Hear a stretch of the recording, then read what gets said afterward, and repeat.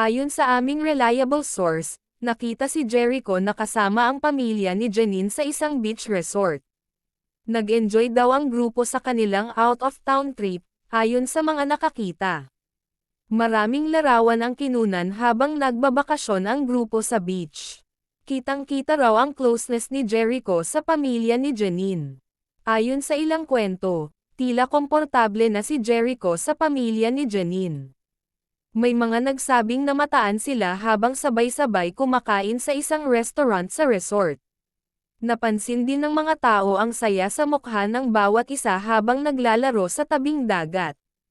Marami ang nasisiyahan dahil tanggap ng kanilang pamilya ang relasyon ni Jericho at Janine. Wala pang opisyal na pahayag kung kailan ang eksaktong araw ng pag-iisang dibdib ng dalawa, gayunpaman, ang kanilang samahan ay tila mas nagiging matatag at puno ng kasiyahan.